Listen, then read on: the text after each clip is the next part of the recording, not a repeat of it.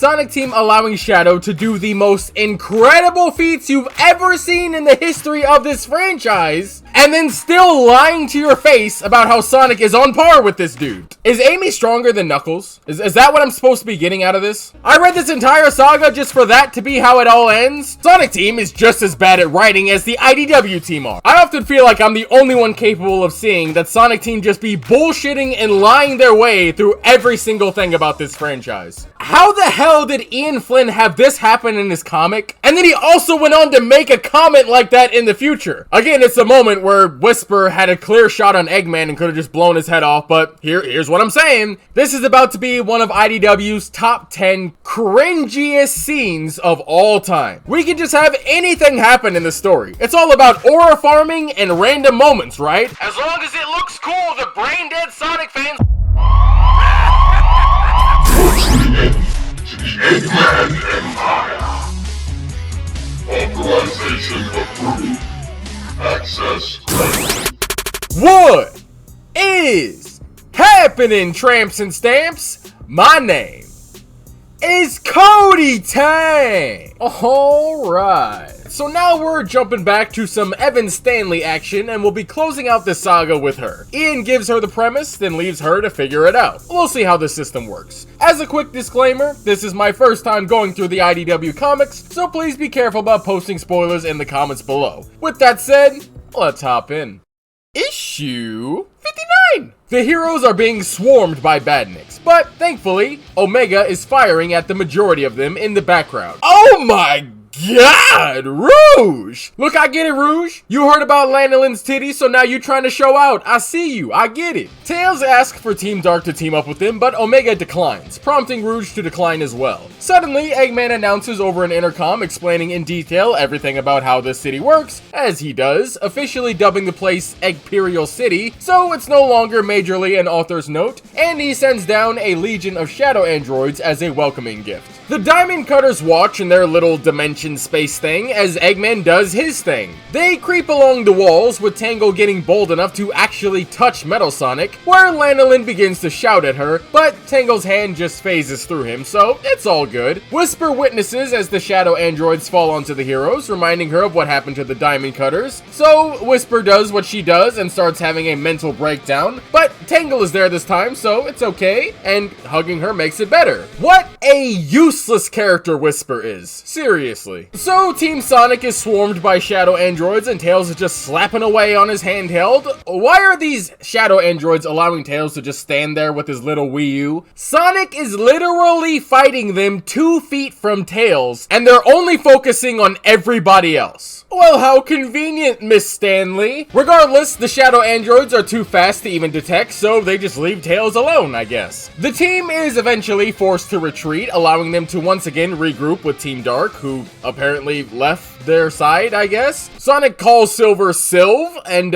did y'all know that in Japan these characters all rarely, if ever, give each other nicknames like this? Just a bit of insight on how I think the Japanese side is lacking in character, because nobody acts like they've ever been friends ever in this entire friend group. Thought I should just throw that in there for you. Now, Shadow seems to be struggling, but he also notes that these androids have no strategy to their movements. Oh, wait, there's no strategy? Is there not a reason they all have different colors? Is that just something that's happening just because? Sonic and Amy goof on Shadow that the Robotnik bloodline is in these androids, asking if they're cousins, and in reality, this would make every single badnik a cousin of Shadow. Even Metal Sonic, which is actually a really funny joke. I like that one. Shadow notes that the androids are just cheap copies of him, and, well, Shadow's shoes are also a cheap copy for actual speed. If he takes them off, he won't be as fast as Sonic, but I guess Shadow just ignores that he's kind of being a pale substitute himself. But even with the combined powers of Sonic, Blaze, Silver, and Shadow, that isn't enough to stop this horde. Rouge suggests that Shadow start using some of his powers, but he laments that he doesn't have a Chaos Emerald, to which Tails states that there's chaos energy all around them thanks to the crystals, and although Shadow states it's distorted energy, he is able to use it anyway, activating his chaos control and swiftly dealing with the badniks.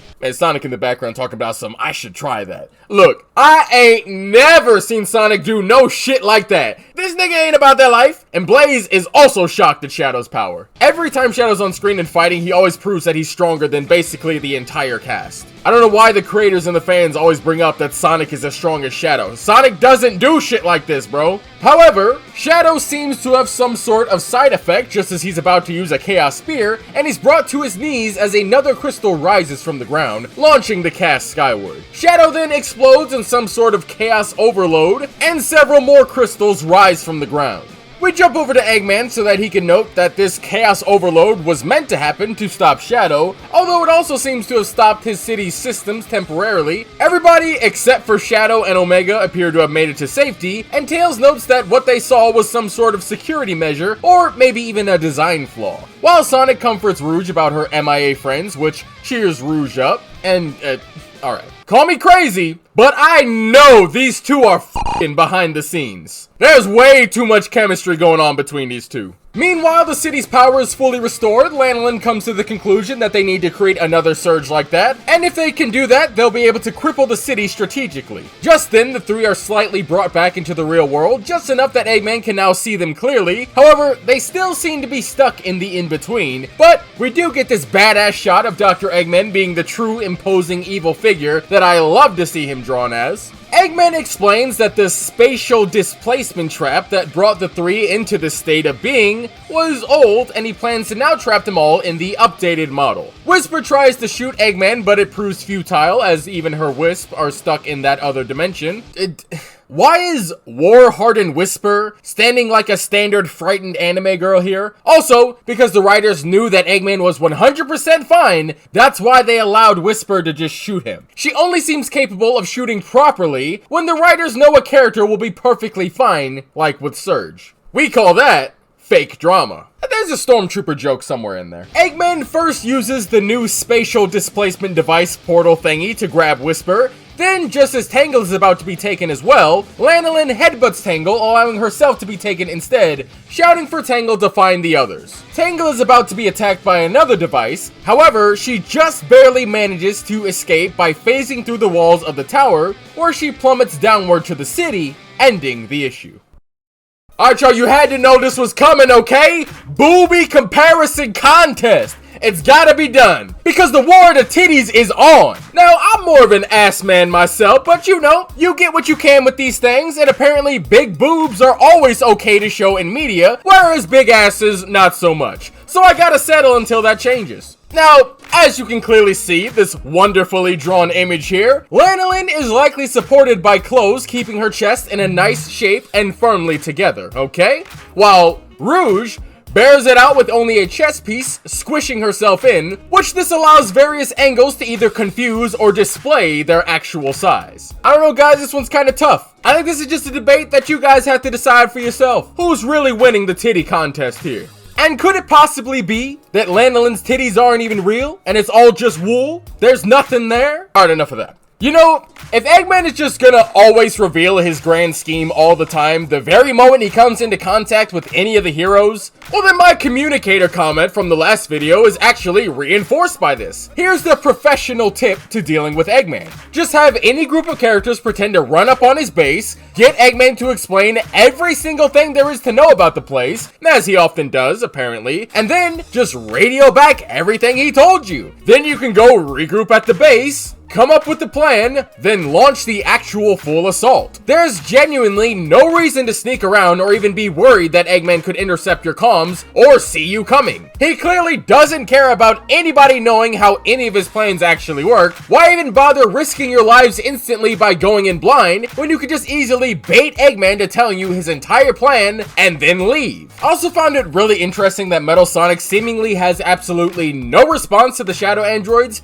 Now he himself is Metal Sonic. They are Metal Shadows. The Shadow androids are majorly mindless drones with nothing going on in their head, while Metal Sonic is actually able to think and comprehend things. I just want to see what Metal Sonic feels about the Shadow androids. These guys are coming close to matching Shadow in power, allegedly, and they even move fast enough that Tails can't even properly track them on his little yellow Wii U thing. Metal Sonic can clearly see that these guys are mass-produced. Does he think that he can be mass-produced? Does he not think he can be mass-produced? Does he see the Shadow Androids as regular badniks? Does he see them as Sonic sees Shadow? What exactly is he thinking about all this? Will Sega ever attempt to display this? I am still wondering what was the point of making all the Shadow Androids different colors if they genuinely don't have any difference from one another? And they aren't even following any tactics according to Shadow, so they're not even team-based. Like, I'm being serious, were these guys even hard to make? As Eggman says, they're badniks that mimic Shadow's skill set. So, like, does he even really need to make any other badnik if these guys can just be mass-produced this way? Did Eggman perfectly replicate Shadow's shoes, even? Does that mean that he could just make anybody run as fast as Sonic without any effort? They all have Shadow shoes. They're even stronger than the brute force of Blaze's flames. Well, no, they're not stronger than Omega's bullets, or Sonic's spin dash, or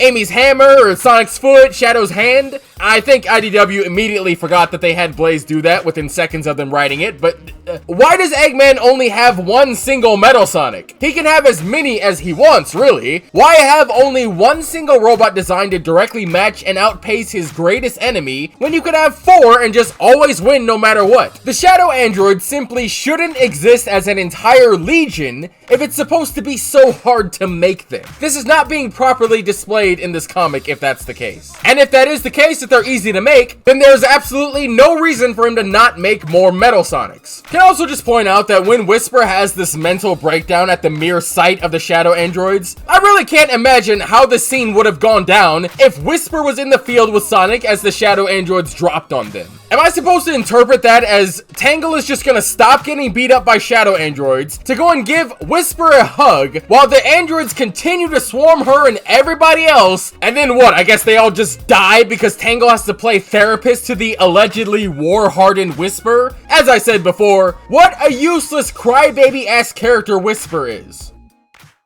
Issue 60. Tangle seemingly plummets to her certain death and she apologizes to Whisper. However, upon making contact with the ground instead of splatting, she instead phases through the ground and is then spit back out. But no time to celebrate being alive, as Metal Sonic is hot on her tail with the upgraded portal device thingy in tow. Tangle now rushes away from Metal Sonic, and apparently Tangle is extremely fast as she gives him the slip and hides under the ground. Only this time she doesn't pop out of it instantly for some reason. The fact that Tangle is able to outmaneuver Metal Sonic, a guy with speed that is equal if not faster than Sonic's, that's pretty impressive, right? I get that Tangle went into the ground, but even still, she was running from him before. Either he's not trying or he got nerfed for this scene. You can call it now. After a quick pep talk Tangle gives to herself concerning Lanolin and Whisper, she's off to go and find Sonic, with Metal Sonic witnessing her retreat. Meanwhile, Team Sonic are planning a way to get to Shadow. Blaze tells the crew not to be rash, and Rouge says that getting Shadow and Omega back would increase their odds of success. Just then, Tangle pops out of Tails' Wii U, making Amy smash Tails' device. Amy saying it's a reflex as Tails briefly freaks out over his wrecked device. Tangle prepares to tell the gang what's been going on when suddenly one of the portal devices chasing her hovers over Sonic's head that he easily dodges. The way this dodge is drawn may be the most Sonic shit I've ever seen Sonic do this entire comic's run. So now Metal Sonic arrives, with Tangle noting that he was using her to bring him to Sonic. Not sure if that was before or after he decided that he was gonna kill her, but okay. After Blaze attacks one of the portal devices, the team all jump Metal Sonic, but then Amy gets annoyed and says that she doesn't want to deal with Metal Sonic today, so she displays her incredible strength once more,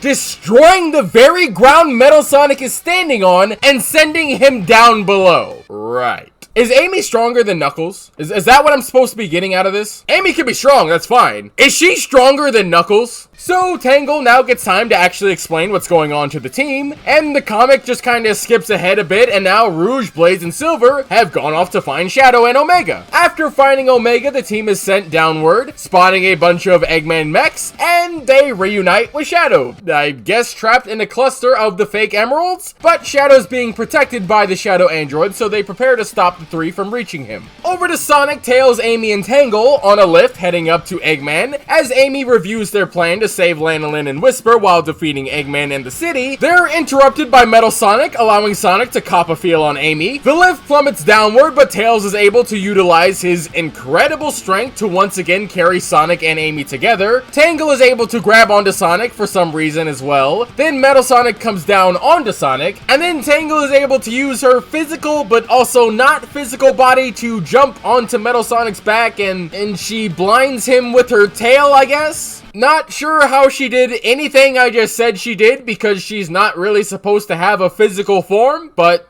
okay. Back over to Team Rouge, they're struggling to get to Shadow against the Shadow androids, and Silver is unable to directly touch the giant crystals, so he instead moves the parts aside with his telekinesis, only causing them to grow back faster. Since nothing's going on there, we go back over to Team Sonic. Eggman reveals that using the fake emeralds only make them grow stronger. Eggman is attacked by Amy and Tails, while Sonic faces off against Metal Sonic, but then Eggman pulls out the gun again and shoots Amy's hammer. Sonic freaks out, and Metal Sonic takes that chance to hit Sonic in the face.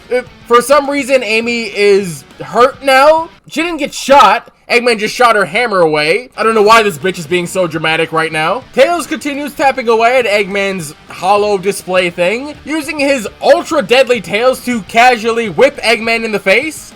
So, Tails' tails were capable of splitting through Kit's metal splitting water earlier, and now it's just an inconvenient tail whip for Eggman? Okay. Tails is able to turn off the limiter for the city, causing absolute pandemonium. As the crystals all start powering up even more, Eggman announces Plan B as his tower essentially comes to life, ending the issue.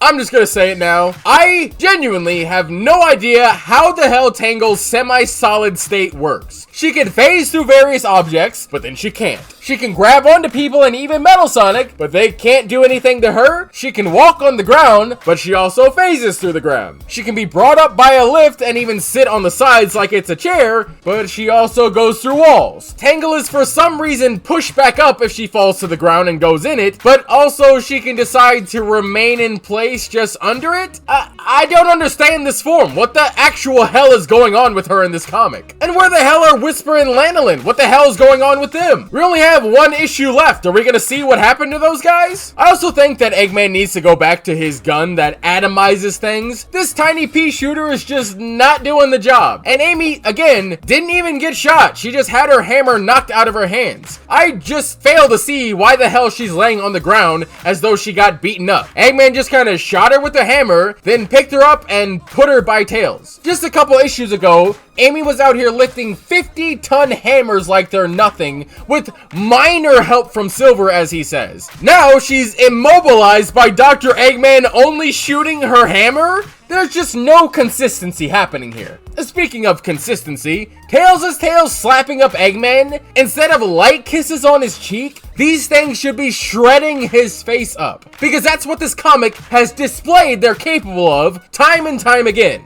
If Tails' tails are just fluffy appendages, then how the hell is he beating the hell out of Badniks with them? Now for this next thing, I can't be the only person that took notice of this, and this needs to be said.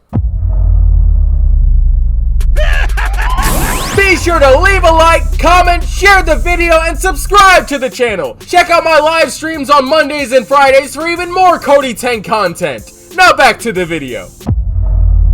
Issue 61. Eggman has successfully removed his tower from the city. Eggman swiftly puts Sonic in one of the portal device thingies. Sonic's not able to dodge this one, I guess. Eggman then orders Metal Sonic to attack the others, with him instantly palming Tails in the head, and then he gets on top of Amy, and Tangle shouts that she won't lose anyone else, and goes to grab Metal Sonic, finding out that she's actually back to normal, and can even touch the ground again. Tangle is surprised that she can grab Metal Sonic, even though she literally just grabbed Sonic in the last issue, and was riding Metal Sonic's face, pause, as they went to confront Eggman. I don't know how that works, but okay. So now that Tangle is real again, I guess, Eggman grabs her by her shirt and lifts her up, and Tangle is about to use her tail to punch him, but then Eggman presses the gun to her head. So now they're at a standoff. If Amy and Tails fight back, Tangle is gonna become a different kind of ghost. But just then, Lanolin walks from out of the darkness. And for some reason, this doesn't make Eggman shoot Tangle. Now, I'm not asking for Tangle to die, but logically he would, right? I mean, if anybody else moved, he would have, right? That was what we're trying to imply there, right? So now Lanolin comes out of nowhere and Eggman just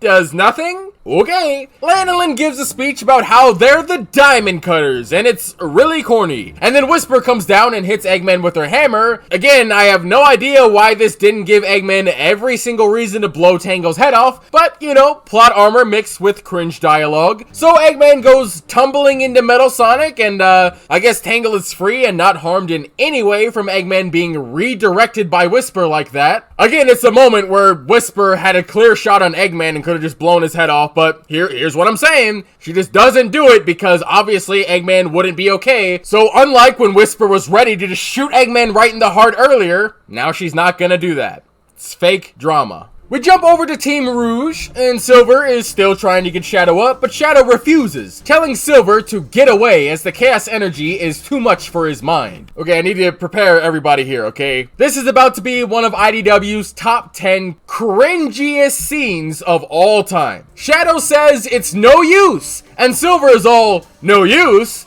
No use? And then Silver gives Shadow a pep talk about how he's the ultimate life form and can't let a bunch of rocks tell him what to do. Then Shadow suddenly gains all the strength required to blow away the crystals surrounding him, and he's all, you're right, man. Not only is this one of the most out of character moments for Shadow to be this down, but Silver giving a pep talk to Shadow of all people just adds that finishing touch of absolutely shit moment to top it all off. This is Shadow's power of friendship moment, by the way. That's what's happening here. Back over to Team Tails now. Tails explains how he thinks Lanolin, Whisper, and Sonic's bodies were displaced, but thanks to the systems being offline, they've shifted back into normal space and are physical again, and not just leaping through portals eternally, I guess. This is very likely entirely factual information because Tails is always right just because. Instead of Lanolin or Whisper even slightly explaining what the hell was happening to them, Lanolin is just like, well, we're here now. Okay. Just as Eggman sends Metal Sonic to attack again, Sonic comes out of nowhere. Again, it's not explained where anybody went or why the device is even doing anything if the systems are offline. Sonic went into the device after the city was already powered down. But, okay. The Diamond Cutters take this time to retreat while Team Sonic stick back. And Sonic destroys Eggman's gun? No! And now Sonic and Eggman face off. And Sonic is really about to show Eggman what for. You've taken it too far, Eggman, he says. Woo! Is he about to do something? Is it really gonna happen? And you know what I'm gonna do next, he says? Yes? Yes, Sonic! And then he just leaves and runs away. Okay. Sonic Cycle, everybody! Give it up for Sonic! Let's go! So now it turns into a fun little sky battle, with crystals becoming excessively overgrown. Metal Sonic once again grabs Sonic for like the 80th time, but thanks to Sonic's friends, Sonic is able to get free of Metal Sonic, with Rouge catching Sonic in the air. God damn! Now that's what I'm trying to see, a nice ass! Now they can slip it in every now and again, it just can't be the default state of them. Look, y'all could keep titties. Rouge is still winning here for me over in the body department. So now Shadow begins his only big moment for IDW that he'll likely ever have. First, Shadow teleports the fake emeralds. Then he, I'm not really sure what's happening. But Shadow yells Chaos Control again, so that's pretty cool. Then Sonic rushes up to confront Eggman one more again. Everybody assists Sonic in heading up as well, because why not? Now, call me crazy again, but these two, Tangle and Whisper, they're behind the scenes as well, aren't they? Tangle and Whisper launch Sonic into the sky, with Tangle using her tail to whip Sonic directly at the animated tower, as Eggman pleads for Sonic to stop, as the emeralds are gonna explode if Shadow keeps up. And then Sonic hits the tower, and now it's like, it's done, I guess. The tower is destroyed. Shadow tells Silver to go and save the others as the fake emeralds are about to explode. Then Shadow unleashes one last Chaos Control, teleporting the entire city somewhere in space, and it blows up. That's right, he did it. Shadow took Bikini Bottom, and he took it somewhere else. That's how the saga ends. We should take Bikini Bottom and push it somewhere else! So before we even turn the next page, it shows the entire gang now having a picnic. Minus Shadow, of course, he would never do that. But Belle is here, so that's pretty cool, I guess. Belle comments on the fixed Wispon with Tails, and then Amy and Jewel pull out their cake. Pause. Rouge has some sort of artifact that she apparently picked up at some point in the city. Not sure when that happened.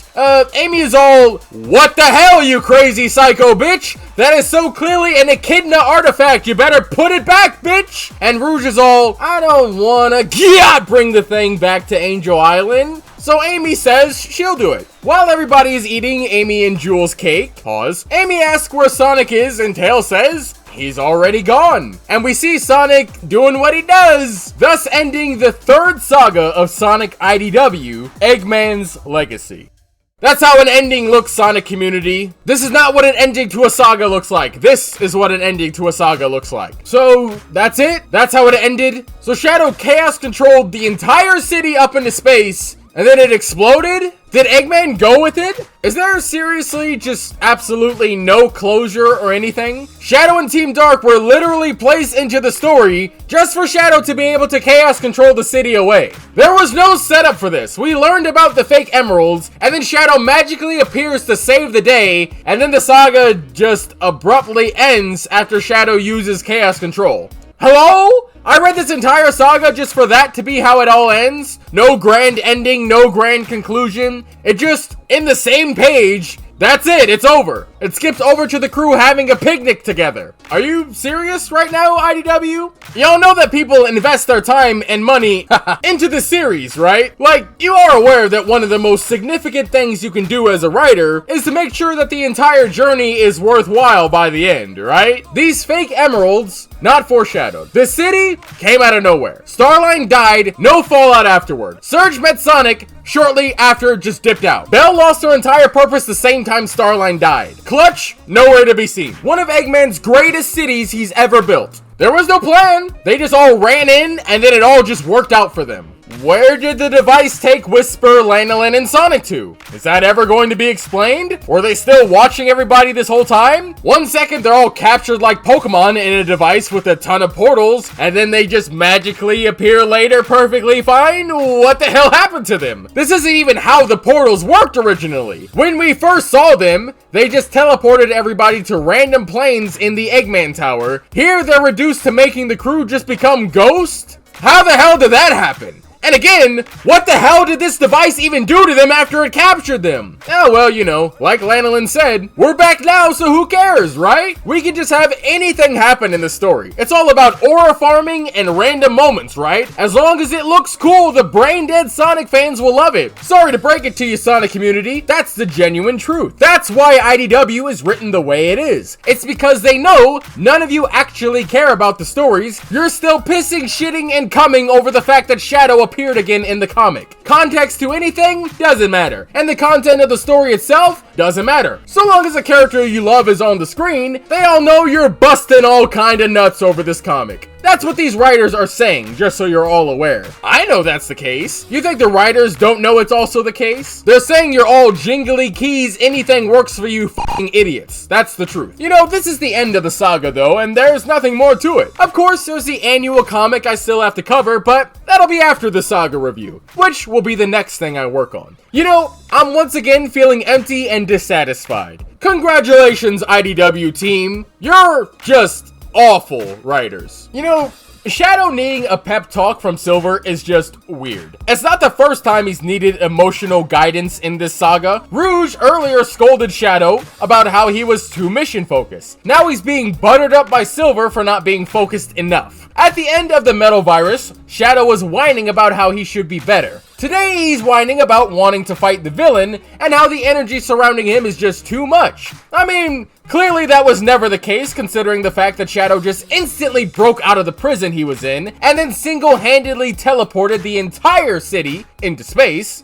I mean, what exactly was holding Shadow back? He seems to have had full control of everything. The pep talk was entirely unnecessary. At this point in Shadow's life, he is more certain of himself and his own abilities than he's ever been. He's on par with Sonic with how much he follows his own feelings on everything. But IDW seems to think that Shadow is lacking in confidence and decision making. How is that the case? Sonic Team, are you even paying attention to what's being written here? Why am I even asking that? Sonic Team is just as bad at writing as the IDW team are. Just like them, they likely thought this shit was absolutely peak. Everything Shadow does in IDW is the same as Sonic Team allowing Shadow to do the most incredible feats you've ever seen in the history of this franchise, in his base form no less, and then still lying to your face about how Sonic is on par with this dude. Let's be completely real for a second. Sonic got like 3 attacks, my nigga. That spin dash and homing attack gotta be the most OP shit ever. Oh wait, Shadow can do both of those too. Sonic has nothing on Shadow. I often feel like I'm the only one capable of seeing that Sonic Team just be bullshitting and lying their way through every single thing about this franchise. I'm telling you, Sonic Team, I'm coming for y'all soon. Just wait till I start touching these games. You guys ain't safe. Some of your stories be just as bad, if not worse, than what IDW be doing. Now, I will say, I think it's interesting to think that Shadow had so much chaos energy available around him that he was able to warp the entire city along with the fake emeralds. It brings into question just how these emerald powers even work when presented with even more chaos energy. We know what Shadow can do with 1 chaos emerald. What can he do with 2 or 3 or 4? Can Shadow eventually just launch all of America into space with all 7 Chaos Emeralds? I guess we'll never know. But, you want to hear something funny? Since I have some future knowledge, I can also goof on Ian Flynn here. Ian Flynn, did